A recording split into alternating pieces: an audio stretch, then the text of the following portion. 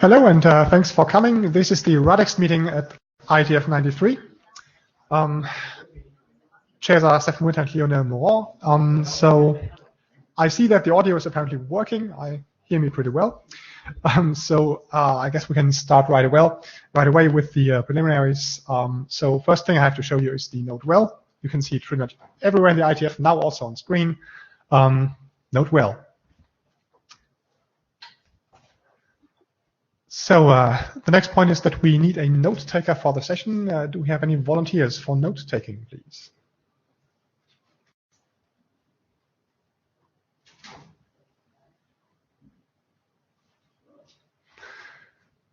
We need one, at least one. And it's a 1-hour meeting, as short as it gets. So it's really easy to take notes.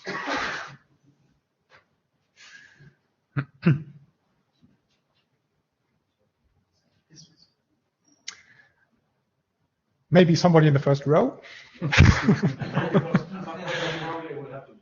Okay.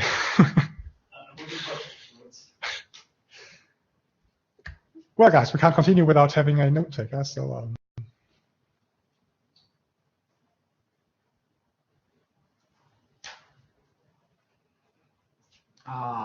thank you.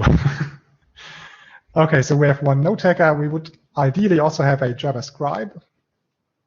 Same question again. Okay, thank you.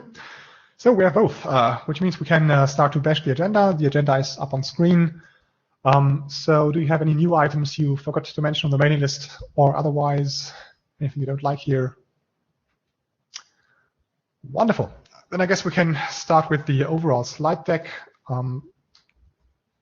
If I find it someplace, this is it.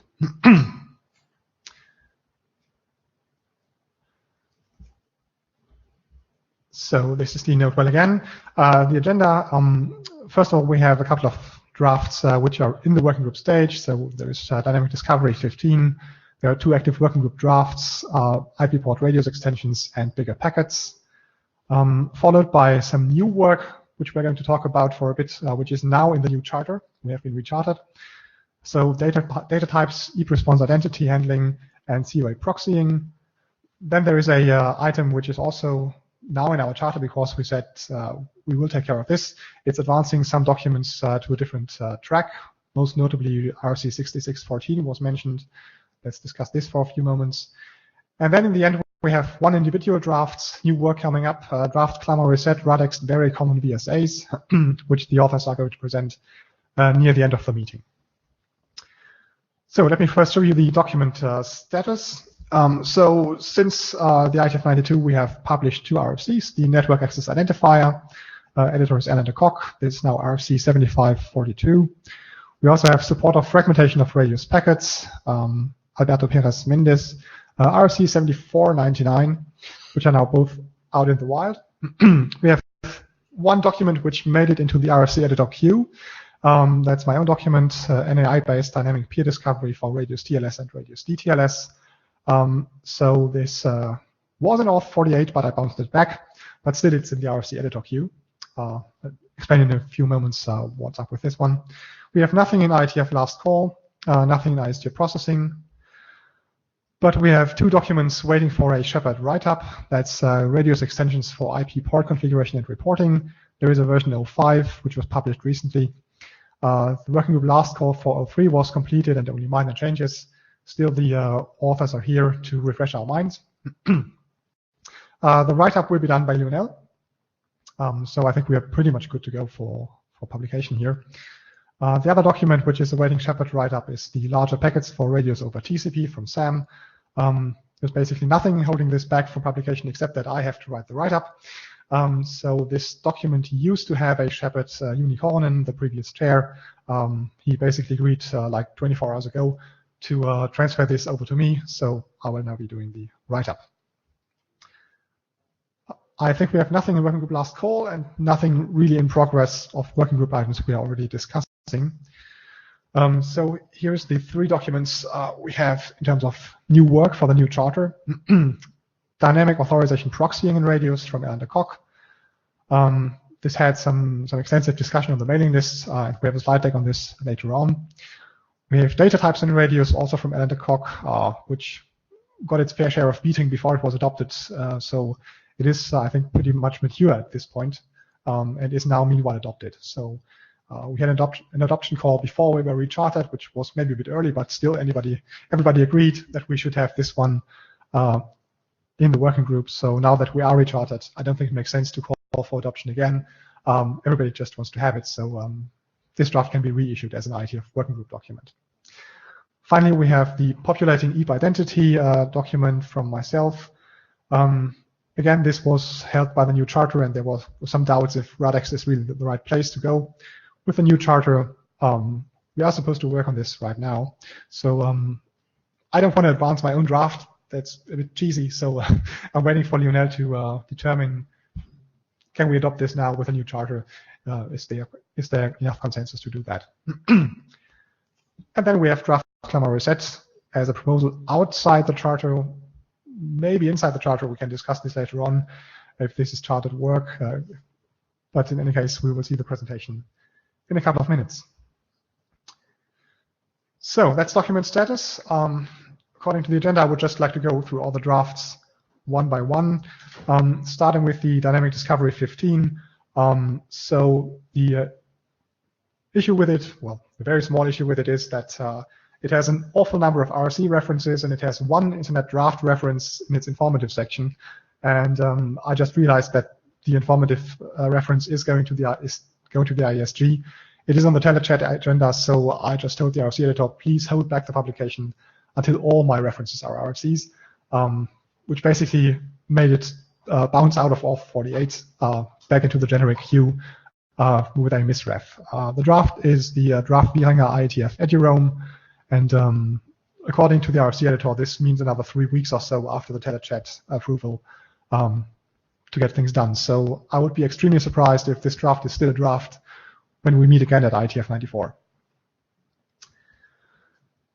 That's about all I have to say about this draft. It's really pretty much done. So the next thing we have is the IP port radius extensions with the Shepherd work done by Lionel. And now I would like to call the authors for their slide deck. I hope they're actually here.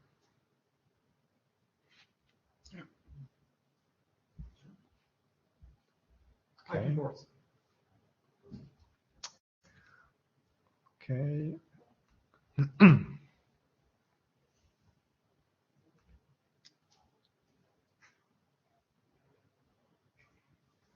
Okay. Please stay in the box. Yeah. Don't think out of the box. This is not appreciated. So just a very brief rundown for the status. The draft was adopted about a year ago, 2014. And after being adopted, and there's quite a few comments, either in person meetings, the open sessions, and also on the mailing list. And all those comments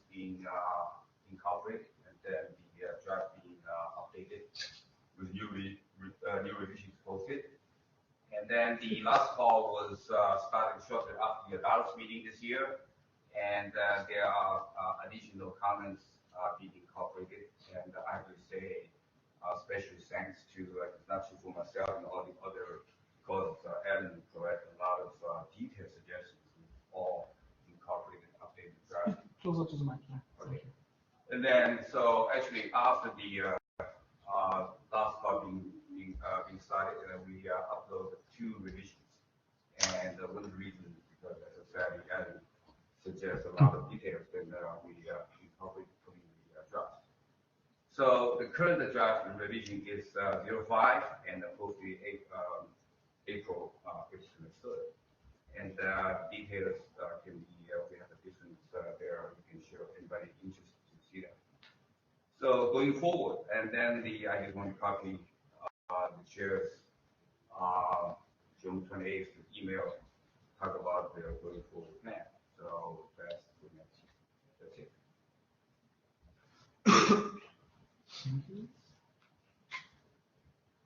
Any questions? No. Thank you.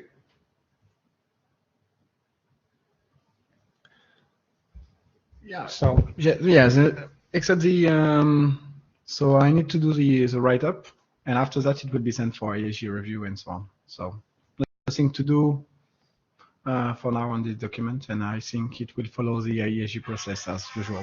Thank you. So it's your call. That's actually a great ringtone. So in particular, nobody insists on having another work group last call. I mean, those changes were minor, so unless somebody insists, I guess we can just move it on. Yeah. On this point, it was the main comments were raised by Alan. For the rest of the group, it was okay, and Alan was okay with the last version of the draft. So it's why the new working group last call was not launched.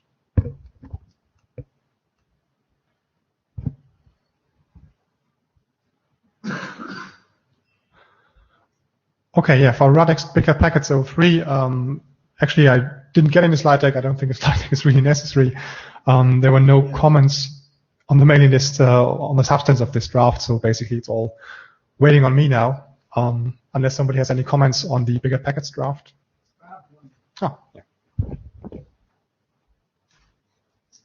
Yeah, Lionel Morin, as usual. I have one, so reviewing this document lately, I have one specific question actually to raise, is that, so I'm okay with the principle for the bigger packets, but along this one, so the purpose of this draft is to become an experimental draft, RFC, and along this document, you have the definition of the protocol error code. And from my point of view, it's not so tied to this. So you need this one to be able to highlight the fact that there is an error at the protocol level. And for this case, it's 2 large packets. But I was wondering if the protocol error code could be put out of this draft and be used as a generic error code at the reduce, because this requirements to have something more, to have a finer granularity in the error code from at the reduce level was raised several times. So I was wondering if it was something considered or not, and if yes, why to put this in this document and not outside and having a generic document describing the use of the protocol error. So it's a clear, open question, but please go on. Right, so I wanted to answer the question. So we did actually discuss that on the list. And the answer is that an experimental document can register a protocol error code, and it requires IESG approval. We're going to need to call out in the IETF last call to get enough review, since this is an experimental document, that the code point can be registered. There was discussion about whether we should pull it out, and basically there's nothing that stops you from using it as a generic error code, even if it's in this document. You would have to do one of 2 things. You would have to do a normative down reference, but I think you could explain, why you're doing that here. Or you would have to describe the semantics of the protocol error code in the first standards track document that wanted to use it, and just update the registration in the IANA consideration section, and that would be fine too. And basically, my feeling was that it wasn't worth delaying this document and to split it out into a one-page document defining a protocol error code, just for process simplicity. Particularly given that we're hopefully moving a lot of this stuff from experimental to standards track in the near future anyway.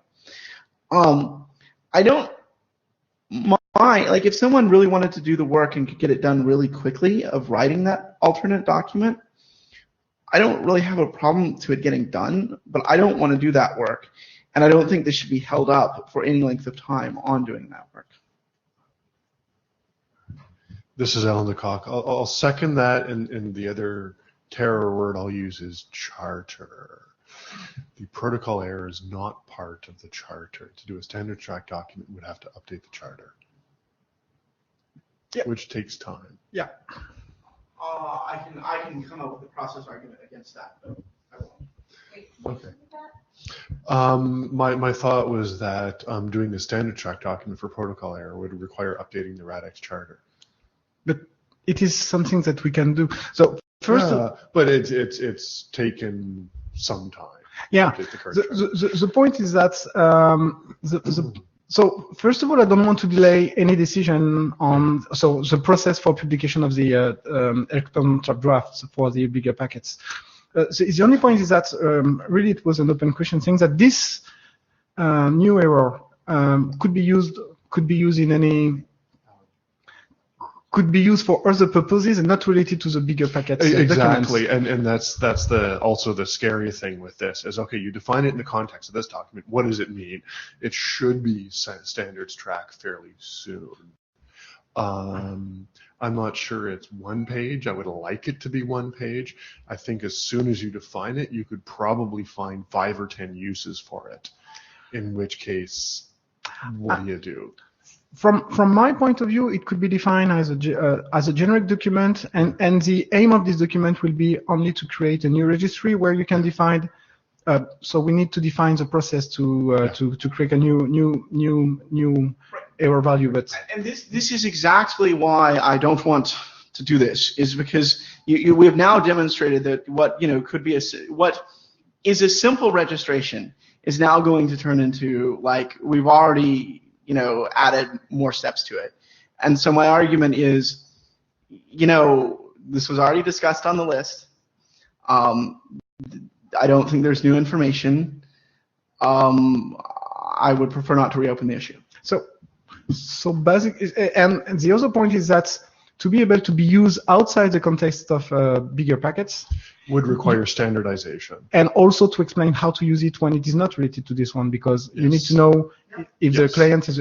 But so for now, both bigger packets and protocol error are experimental and have no meaning outside the scope of this specification. Okay. So in your point of view, both of you, it would be so acceptable to go first in the experimental track and maybe coming back. So yes. My point is that this can be used in other outside the context of bigger packets. So yes, so people can write standards track documents. Right, and the first time you want to use it in a standards track document, you can deal with all that. There's nothing stopping you from doing that. Yeah. Kathleen Moriarty, AD. So yeah, I agree with Sam. I don't see why this would hold up things. I haven't heard anything that's solid enough of why it can't be used. And maybe there's some context I'm missing, but just on the face of it, I don't see why an experimental draft, right? So that's the purpose. You put an experimental draft out, you see if it gets enough uptake, and then you turn to standards track. And if you start using it in places, then we change it. Okay. Thank you. Thank you. Oh. I do want to know as the AD, when is this going to go forward? You have it, I think, November in the charter, but does it need to wait till then? Or milestone, rather? Great. So I was writing rather relaxed timelines in order not to have the tradition of having tight deadlines and then missing them. So I wouldn't mind having it before November, just to have leeway. Yeah, for other documents it's the same. We prefer to put some dates in the future, but as soon as it will be ready, we will do that. Same for the other documents. Perfect. Okay, so then let's move on to the new work we are now doing on the new charter. The first one of which is data types, which I can only say got really, really broad consensus to adopt this in the working group. Now that we're recharted, we can do it. I've already asked Alan to resubmit the document as a working group document now, but he also has a slide deck. So let me bring up the slide deck.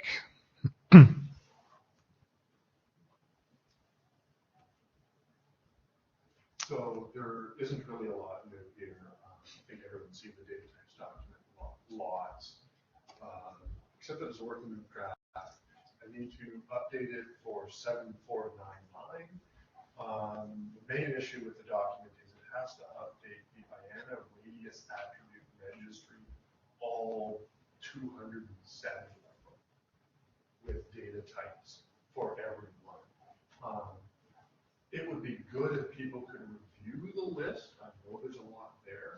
One of the reasons is I pick things that make sense to me because the original specs don't say a lot of the time. Sometimes I suspect the original specs got it wrong. The comment I had talking to Sam earlier, this is something we might want to open up for wider discussion, is 2865 talks about text and string attributes. Any guesses as to which one is printable and which one is binary data? Don't know. So I've used text and string here in the way the 2865 says, because better be things one, right? But if we want to change it to something like printable and binary, now's the time to do it. Otherwise, we're stuck. Any opinions on that? That's probably the most contentious thing. I've gotten the bomb last. Yeah, Lionel. I don't have any idea for now, but I had the issue with the current draft defining the BBF attributes. Okay. When it was about any name, should it be text or should it be string or what?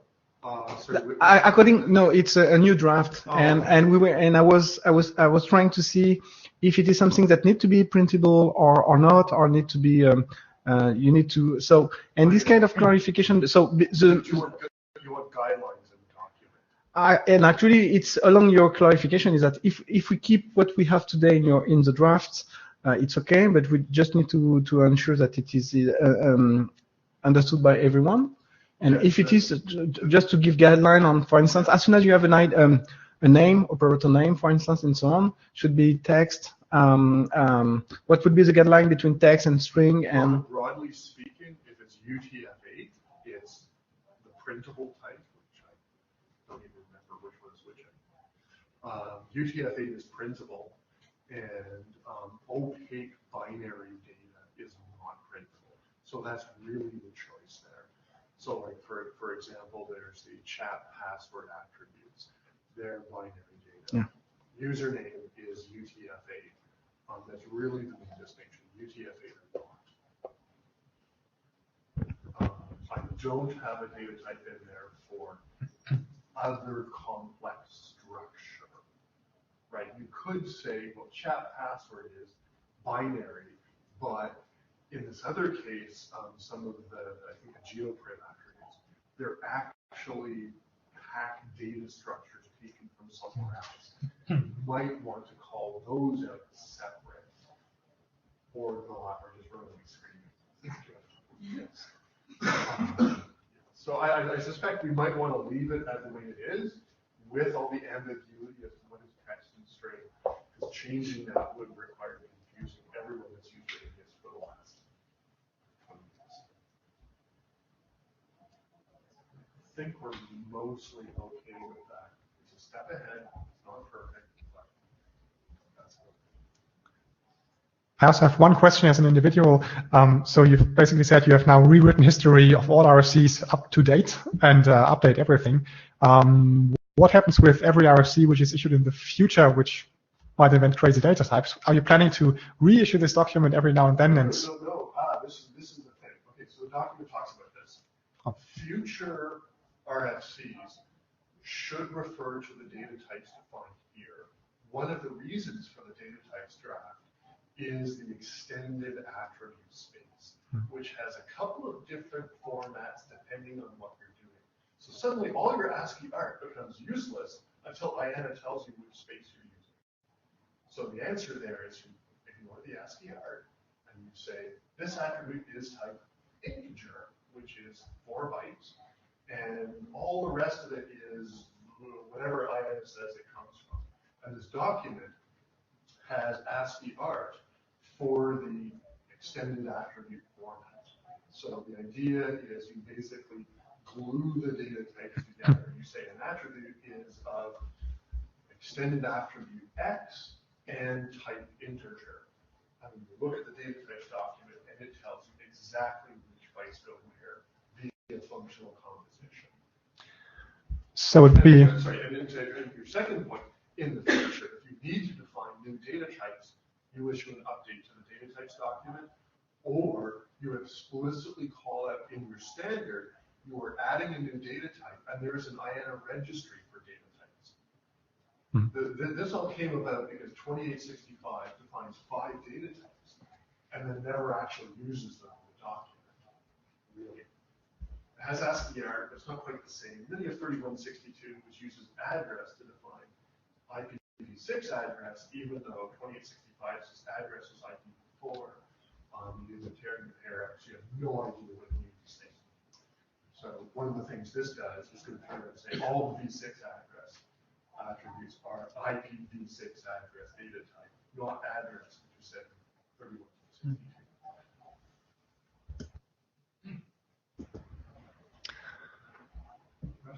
okay. No more questions?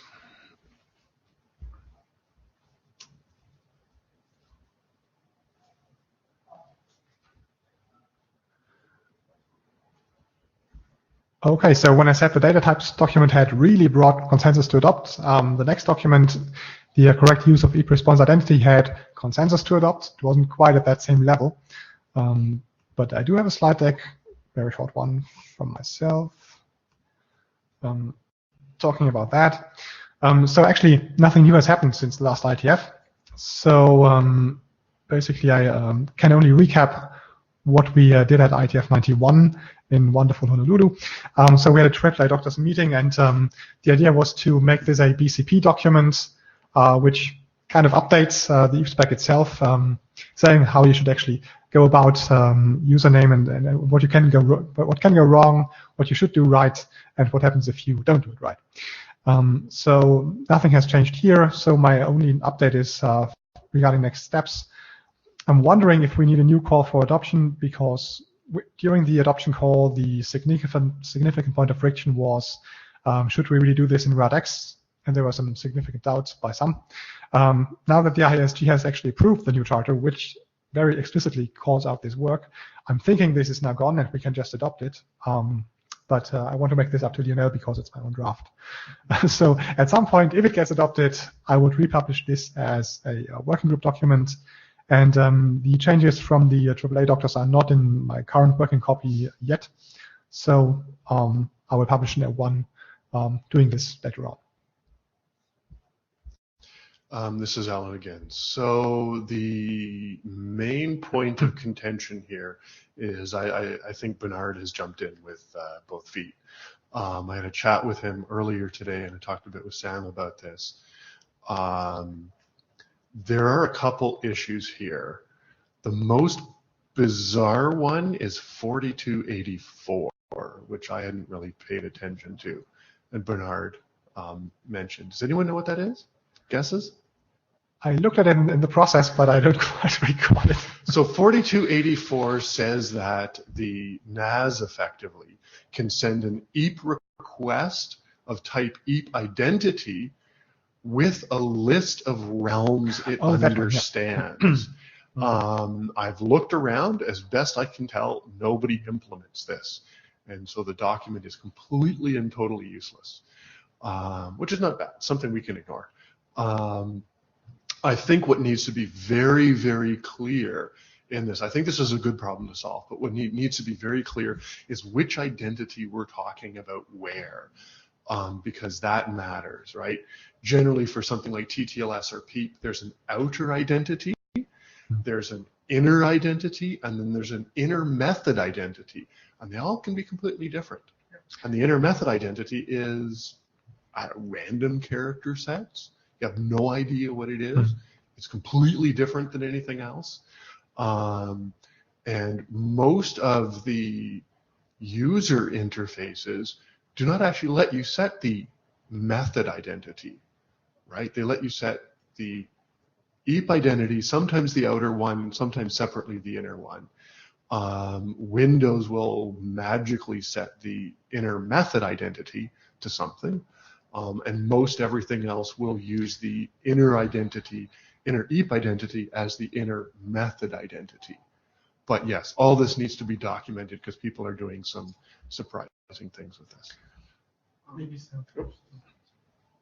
So I definitely think that there are some issues, and now that I want to thank everyone who helped me understand what Bernard was saying. I really wasn't trying to be confrontational. I just honestly didn't understand it until like 5 messages into the discussion. I think we should adopt this document. I think it is fine to adopt this document in its current form, but I think that Bernard has raised an issue that needs to be resolved, and we should continue to discuss on the list. I don't think 4284 is relevant even if people use it, because this document talks about EAP response/identity, not EAP request/identity. And I think we should just make it really clear that we're not talking about EAP request/identity in this document. I was hoping the current draft already is explicit there, but maybe it's not. Just to be completely pedantic about that, the two identities are related because if the supplicant implements its side of 4284, it has to compare those realms somehow. But seeing as no one implements it, that problem can be best left by running away screaming. Yeah, I think that's so, Lionel. I think that we have, so about the adoption of this document as working group document doesn't mean that 100%, so the content of this document will be what we will have at the end as, it may or may not, but at least it could be discussed at the working group level, and we can review the document, correct what needs to be corrected inside. And from my point of view, according to the discussion that we had during the call for adoption period, there is a full support for this document. The only issue, or the remaining issue, was about if it is done, this work should be done in RADEXT or somewhere else. And the conclusion, according to the new charter, is that this work should be done in RADEXT. So from my point of view as a chair, I would say that there is no need for call for adoption. So I think that I will confirm this on the mailing list. If someone disagrees, we can still rediscuss these points. So it would be the first point. About the second point, we know that there is some ambiguity in the EAP implementation and how the identity are used. My proposal or my suggestion would be at least to remit the work on the use of this identity regarding the routing over radius, but it will be used also over diameter. After that, we could provide also some clarification on how it should be used in EAP implementation, but I think that the normative work and the recommendation should remain on how to use an identity provided using EAP response, and how to use this identity in username, either in radius or diameter. Everything else could be good point to raise for EAP implementers, for instance, but I think that we should limit the work on this, to focus on these aspects. And I think that everyone will be okay. I think that Bernard was okay also with the principle, and I think we can find also consensus here and on the mailing list on these points. So reviewing the document based on Bernard's comments, it is sure that there is some wording to clarify, and how, for instance, everything related to method-specific identity and so on. But I think that on the principle, we agree on that there is something to clarify, and we can work all together on how to clarify the use of this identity, either in the heap response or over radius message or diameter message would be the same. Is my summary okay? Okay.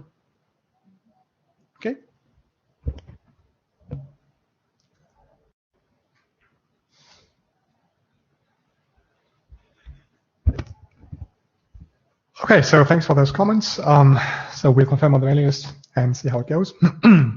The last new document we have, this time I've put up consensus to adopt with a question mark. It wasn't quite as explicit as the others. Is COA Proxying, and again we have a slide deck from Ellen coming up in a few seconds.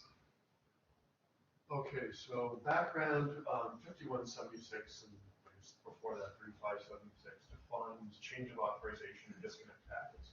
So it waves its hands and says you can proxy them. When you actually look at the problem, you discover you can't because you don't know how. This document solves that. There's an existing attribute operator realm, which contains the realm name of the visited network. And if the visited network adds it going outbound, It's fine. And this is operator name, isn't it? operator name. Operator name, and it is a realm inside, yeah. All right, mic works now. That's better. Operator realm, my mistake. So the idea is the operator name. The visited network adds the operator name outbound. The home server records it along with all the other user accounting information. When there's a COA, it sends it back, and all the COA proxies will proxy on operator name instead of username, because that's the visited network that you're trying to get the packet to. Once you get it to the visited network, you have to get it to the NAS. Everyone mangles NAS IP address and NAS identifier, so you need something else, which is the operator NAS identifier. It's, wave your hands, some token which identifies the NAS to the operator but to no one else. Next slide. The limitation as discussed on the list, this is only defined for usernames and realms.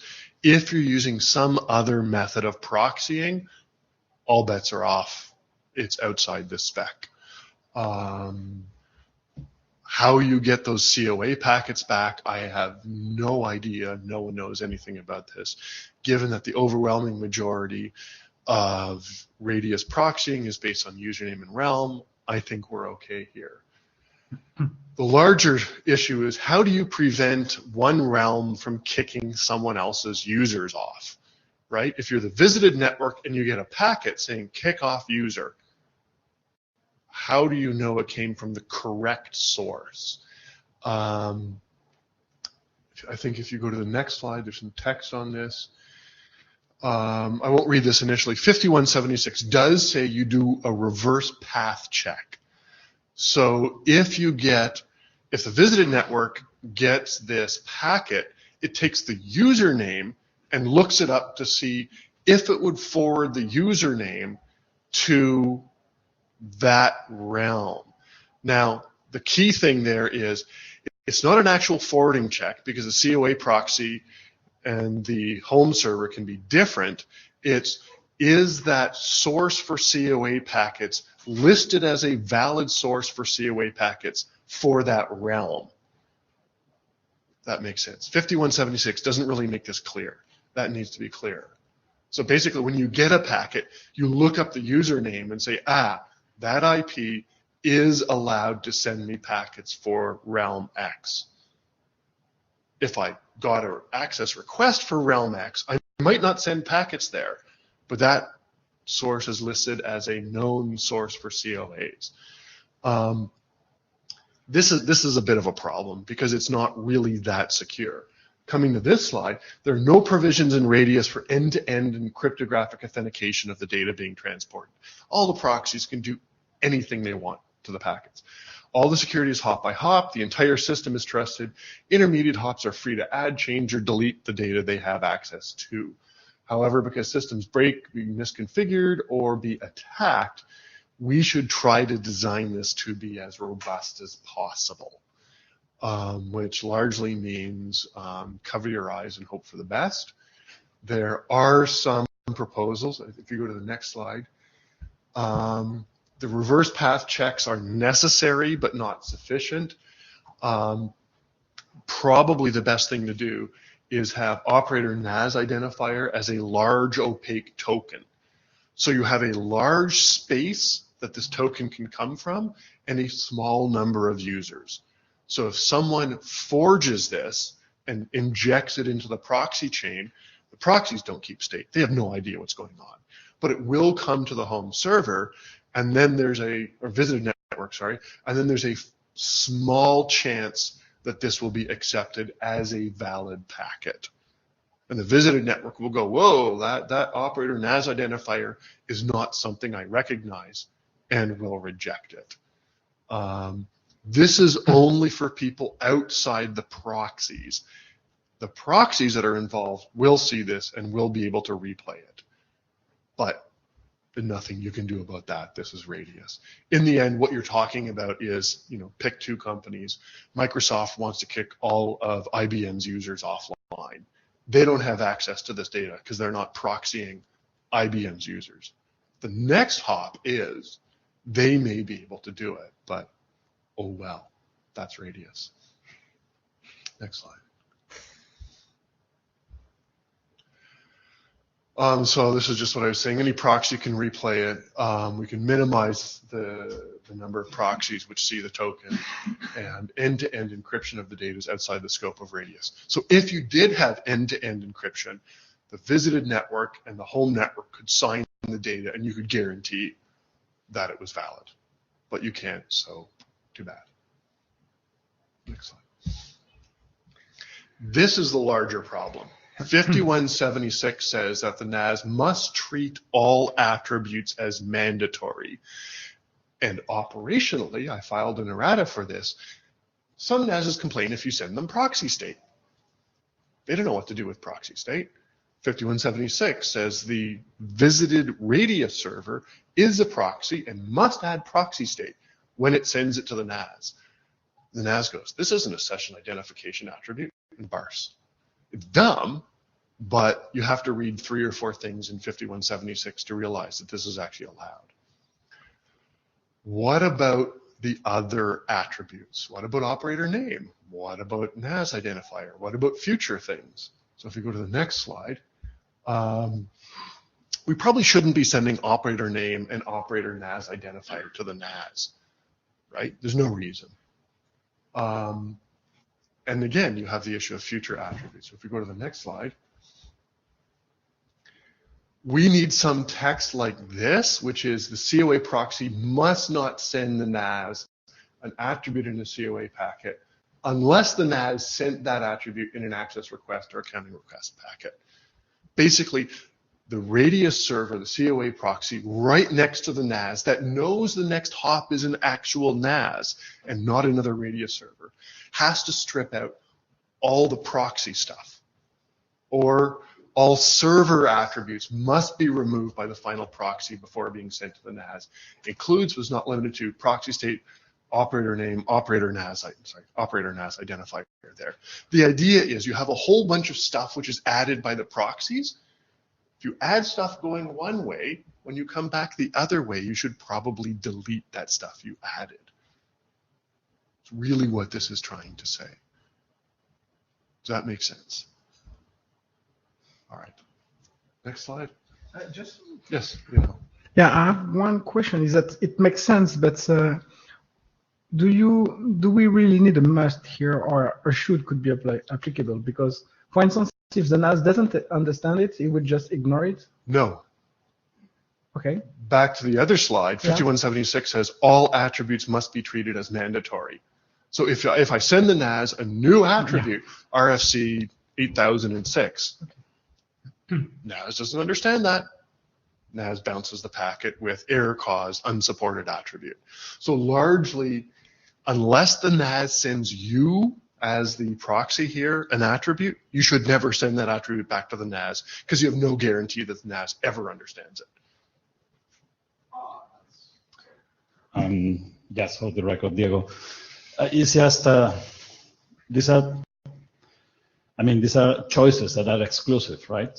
Or well, we need something of this order, yeah. And I'm asking for suggested text.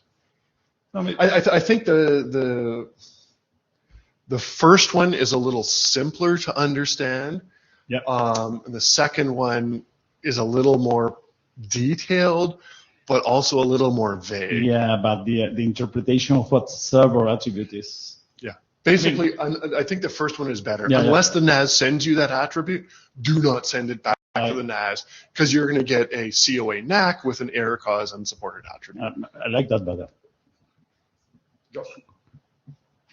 Sam, I really dislike the first approach. Subtly. It's not, so the issue is that I think it would be very common that you might have related attributes where receiving one in access request indicates support for another set of attributes in an access or in a COA request. So I would prefer text that basically the proxy must not send an attribute to the NAS unless the attribute unless the NAS is known to support the attribute. And NASs are known to support any attribute that they have sent to in an access request. And this allows us to, in a future specification, come along and say, if you send the foobar port, if you send the laser intensity attribute, then you must accept laser duration in your COA requests. Actually, I guess that would probably be an extreme disconnect request. Sure. Largely, yes. That is better text. The reason I had the second set of text here is really to separate roles, right? The NAS sends a bunch of stuff to the proxy. The proxy adds a bunch of things in order to do the job of the proxy. And from a strictly mathematical conservative approach, if the proxy adds stuff outbound, it should remove stuff before it sends it to the NAS. I'm fine with that. I don't have a problem with the second text. I'm talking about the first text is more what we actually want to say. I just have the nitpick about actually there are other ways you could know that the NAS is going to support an attribute other than it has sent that specific attribute. So yes, this text needs very careful wordsmithing to A, be clear, and B, actually do what we want so that you don't have Radius server implementers sending operator name to the NAS, and you don't have NAS vendors blowing up when you have a new attribute in a packet. Okay, so for what it's worth, I also support the second approach more because, first of all, the COA proxy was not necessarily in the path of seeing the access request because it might have gone elsewhere, so it doesn't know what it has to filter out. And also, I'm wondering, what if the actual originating COA server tries to send an attribute and the proxy didn't see this in the request? How could it? And then it is forced to take it away from the originator. Right. So these requirements are more conceptual than technical. Like, you're not going to track every single attribute. So this is really the problem here. We're talking philosophy. Actually, Stefan has just sold me on the second approach, and here's why. The first approach is effectively, in my mind, what the first approach is saying is 5176 was wrong. We're going to try and patch it up in the proxies. We actually really wish these attributes weren't mandatory, and we're going to let the proxies patch it up and basically go remove the attributes so that the NAS will never see anything that will confuse it, because it's a poor little NAS. The problem I have with this is that, if 5176 is wrong, this is all an experimental spec, fix it. And say, NASs in the future should ignore unknown attributes, understand that there are a lot of NASs out there that don't do that yet. Yeah. But I actually am not sure, but if 5176 is being reasonable, then the first approach here actually denies criticality. I mean, basically, the point of having critical attributes is so that you don't have requests acted on if they can't be understood. And basically what you're trying to do is you're changing that around in a case where there's proxies, basically. And you're making the protocol have different behavior in the proxy case and the non-proxy case. Not necessarily, and this is why it's a little more philosophy than technical, is that largely, as you said, if the NAS is known to implement an attribute, you can send it. Otherwise, you probably shouldn't. The second one, I think, but you probably shouldn't strip it either. Well, that's the thing, right? We definitely need some text to say that all of the intermediate proxies have no idea what the NAS implements and should be forwarding packets. No, but even the proxy near the NAS shouldn't strip the attribute, because that's going to make it. That's where the second case comes in. Right. The only reason the proxy near the NAS can strip attributes is these are the attributes that conceptually it added going outbound. Right, and that's why I've been sold on the second case and I've been convinced the second case is a better approach than the first case. Okay, I'll try and wordsmith something and post that to the. Okay. Next slide. Yes, and this was all the discussion about it. When NAS sends a packet to the server adds attributes and proxies it. These attributes are explicitly not understood by the NAS. Then the local server does the inverse process in COA proxy, combining them by server here. Whatever is in that local administrative domain. As some people have noted in the list, the outgoing access request server and the incoming COA server do not need to be the same machine. They do not even need to talk to each other. This actually allows for that. So the COA proxy is still a proxy. It knows what proxies do and should strip out all proxy stuff. Good luck in formulating that nicely. Yes. Well, this has just come up in the last couple of days, so I didn't make that well, recovering from jet lag. I think that's it. Any order discussion on that? Everyone's completely happy with the document. Yes. That's cool. No. How many people have read it, or I think Rose, a couple people, 4 or 5. Okay, Okay, so in terms of next steps, I think we can now issue another call for adoption now that people are brought up to speed and what the current issues are. Yeah. Okay.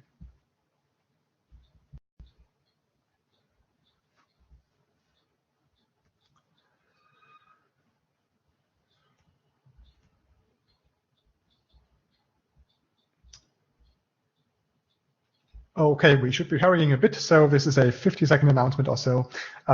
We had plans to update RC 6614 from experimental to standards track, that is radio server TLS. It's my document. It also needs text updates, so somebody has to edit it. Of course, I could do that, but being a chair, ideally chairs don't do too much work on their own. So if somebody feels like wanting to be an editor for this document and it's a not chairperson, please do step up and say I want to do it, and then we have an editor. If not, and people say it's still very important to get this done, I will probably continue doing this. We also need to do 13 as well, right? That's right, yeah. Okay. Whose document is that? That's Ellen's. Okay. So we have an editor for 13. It's just 14 you need an editor for? Ellen doesn't know about this just yet, but okay. Okay, yeah. So this was just let the group know if you think you want to do it. If not, I'm on standby, but I prefer not. Okay, so what remains for today is exactly 5 minutes that we still have for the individual draft clamor resets, RADEXT very common VSAs. I think we have a slide. Yeah. I do have one other issue I want to talk about. I'll leave that to the end. Okay, so while the presenter is coming up, I would just like to tell you that we have a liaison statement from the broadband forum. Basically, they say they're very interested in this work. They want to reference it at some point, so it should exist at some point.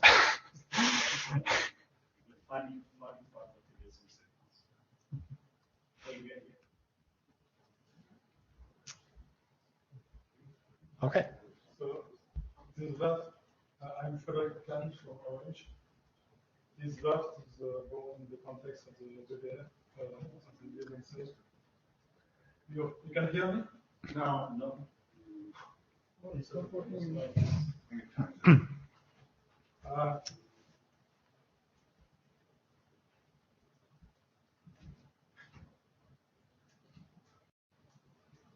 No, I can try to speak loud.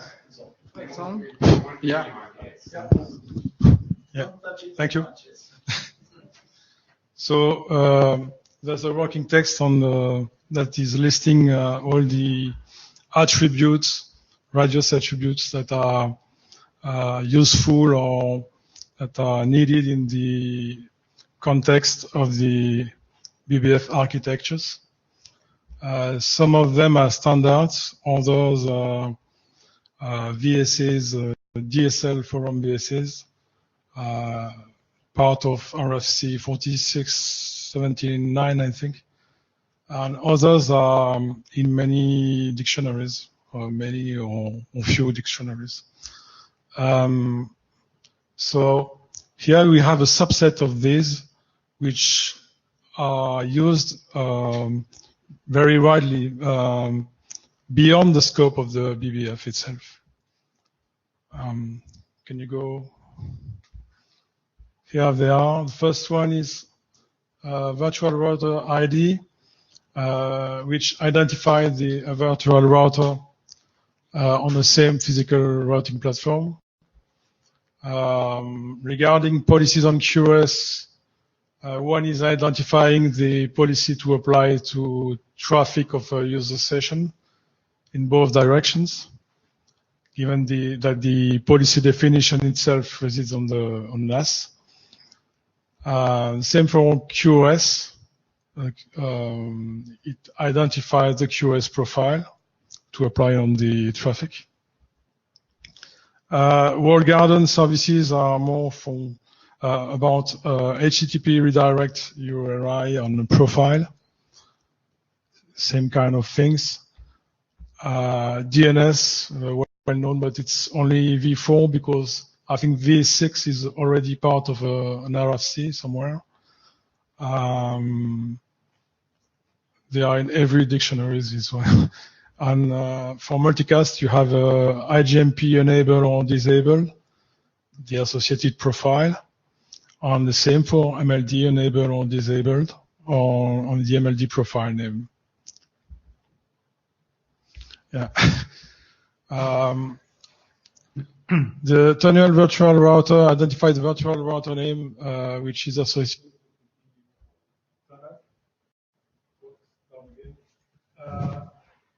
Can speak long. I think it's just a matter of speaking directly into it as opposed to on the side. Yeah. The tunnel max session specifies the maximum number of sessions for the given tunnel. The tunnel profile name for the profile to be applied for this tunnel for a given subscriber. The tunnel terminate, which specifies the disconnect cause when the tunnel is disconnected. For services, service name on the activate service name for activating or deactivating services. On service accounting to specify whether accounting for a given service has to be enabled or not. Can you go on? Thank you. So now we posted in early July revision 00. It's not very. It has to be completed or at least enhanced. So we force you to do this in revision 01. And we'll be happy to have the help of RADEXT to make a revision 2, which would be ready for adoption as working group document. This is what we'd like to. So can I ask one question, which is, what are you trying to get to with this draft? Are you planning to make the VSA versions of these things go extinct and people only use the IETF ones, or what is the ultimate goal? You mean you compare this to BBF VSA, or? Yeah, basically with all the VSAs. I mean, we've been burned in radios with the MS MPPE encryption attributes, which are VSAs from Microsoft used by everybody who does Wi-Fi. And it would be pretty much insane to say, okay, we stopped using the VSAs now, we define a new IETF style attribute. This just doesn't work. So do we have a migration strategy, and what do you want to achieve? What we'd like is to have the other author is Verizon, so it's operator stuff. We like the as many attributes as possible to be standardized. I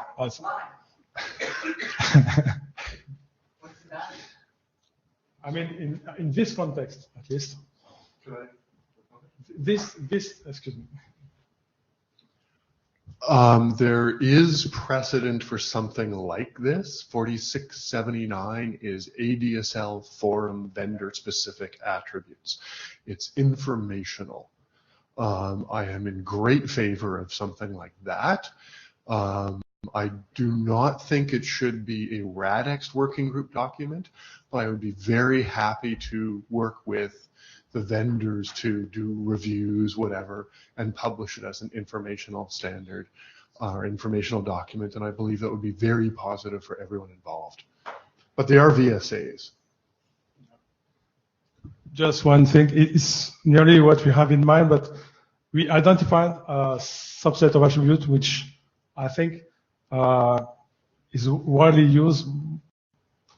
It's wider than just the BBF scope. So this is what this draft tried to achieve.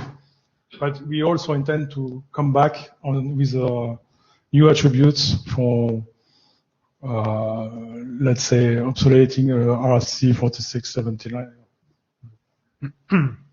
Bernard above Microsoft. I mean, if you want to publish them, publish it like 4679 as another informational document, document it, and just if people want to use them, they use them.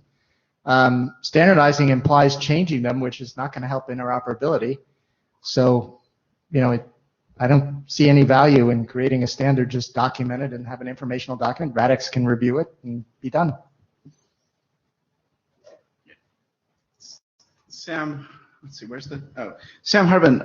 Yeah, I mean, like if the BBF or anyone wants to say, if anyone who has control of these attributes wants to try and let people know about them more widely so that they can be used more widely, that's great. But that can be done in an informational document.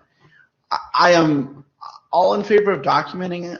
I am against assigning a new attribute to replace a VSA where the VSA is doing a fine job of what it needs to do. And the reason I'm against that is because it will create interoperability problems for no benefit. If you can show me the benefit or the lack of the interoperability problem, I would be happy to reevaluate my position. Well, to be fair, I did read the document, and the issue with the VSAs was described as they exist in several variants, there are different syntaxes, different semantics, so that's bad. But then again, I also don't see how defining another IETF attribute with another syntax and semantics helps in that respect. No, I mean, if you look through the various vendor dictionaries, you see the same stuff appear over and over and over again. It would be very good to have a neutral body, whatever that is, not the IETF, but someone going, look, here's this list of attributes which multiple people can use. They have to be VSAs, and then all the vendors can just go implement them. I believe it would be a step ahead. So, but to define this VSA, I think that what BBF is looking for is a kind of review to see if the definition, so to define a VSA, if we are following the new rules to define VSA according to the radio space. So is it something that should be done So it could be done in BBF, but if BBF is willing to have some review from RADEXT to help them to define them, is the right place to do that. So RADEXT would be the people to review Radius documents, and I would greatly hope that other people doing Radius things would come to RADEXT and get reviews, unlike the WiMAX forum, which didn't and did some things which are rather inventive, but Avi is no longer there anymore. So that's a separate issue. Okay. So at least for the time being, so we could say that so people may review the documents. One possible output of the review and so on is to see a value to define this document as an informational RFC that could be used as a reference in BBF specification, and to have a review on, for instance, the data type that could be used or clarified and so on. And this can be done by a RADEXT working group. Okay. Thank you. Okay, so your next step would then be to issue a new ref, which is targeting informational without IANA actions. Is that? Yes. Attribute that is more specific to the PBS. At least it's a trigger to have this discussion on the mailing list, and you will see how to modify the draft to comply with the feedback, at least received for the time being from the RADEXT working group. So we can go on the discussion on the mailing list. David, please. Yeah. Hi. Dave Allen, I also co-chair the Architecture Committee at the Broadband Forum, which is one of the reasons you're seeing me here today, but you probably have never seen me before. So just to clarify, if it is to go an informational RFC, would the suggestion be to use the BBF OUI for the registry for these VSAs? I just want to be clear on that. Yeah. Okay, cool. You should use whatever VSA was used in implementing. That was BBF. Yeah. Okay. And if there is a competition of several VSAs being used for the same purpose, it would probably also be good to document this in kind of a taxonomy, and so the people are aware that this situation exists.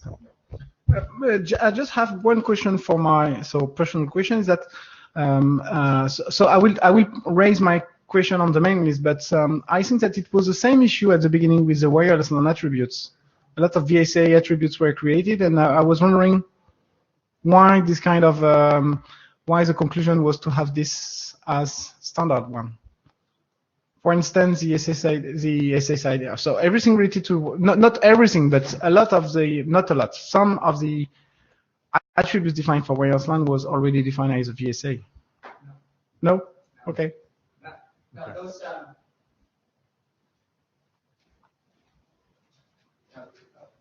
Most of those did not exist, but as VSAs at all, but they did exist in the 802.11 specifications, new specs. So there was most cases there was no VSA for that. Okay, thank you.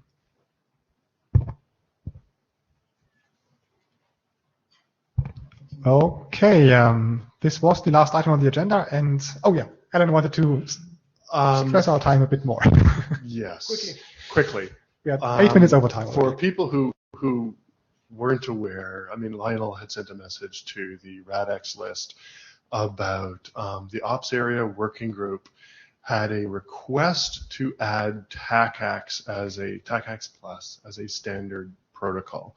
I had gone down to the ops area in the previous meeting, and the feedback from the people involved were multiple people have implemented TACACS completely differently and non-interoperably. Therefore, we need a standard. And TACACS does command authorization and Radius doesn't. Therefore, we need another protocol. And the feedback that the vendors were refusing to implement command authorization and Radius, the response was officially la la la la la la la. So if anyone has opinions on that, I would suggest joining ops area and telling them very politely what your opinions are. I know what mine are. I was very polite. I was very polite. You know, if they want to publish an informational draft, knock yourself out. I have no idea why it needs to be standardized. Firmly. Thank you, Diego, for that. Exactly. Okay, so this will be discussed on the ops area or ops working group name. So please be active on this area, especially regarding the way forward for TACX+. So this is the end of this session. Sorry to be late, but at least it was a good one. Thanks a lot, and hope to see a lot of email exchange in the RADEXT mailing list. Thank you.